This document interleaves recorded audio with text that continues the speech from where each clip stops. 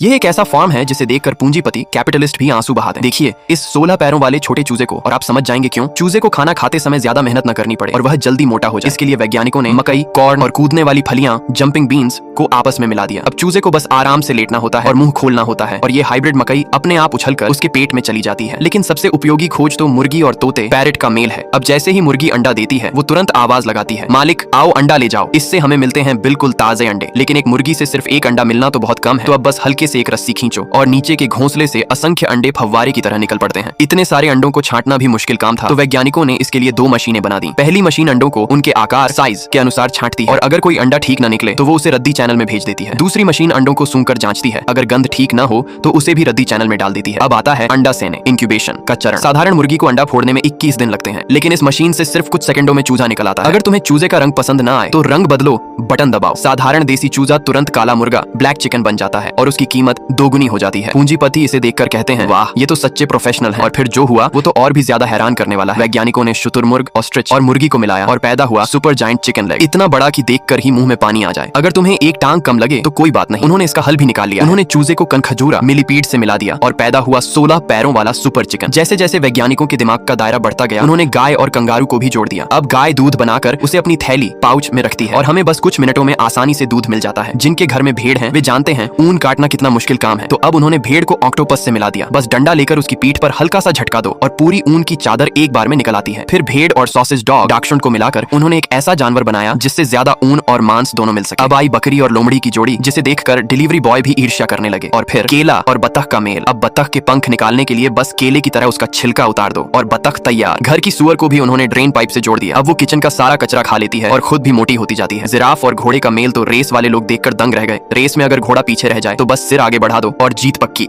लेकिन अंत में जो खोज आई वो तो सबसे शानदार है। बस घर में गमले में इसे लगाइए और जब फल खाने का मन करे तो तोड़ लीजिए। इस पेड़ पर हर तरह का फल उगता है, जैसे आपके घर में ही एक फल सुपरमार्केट हो।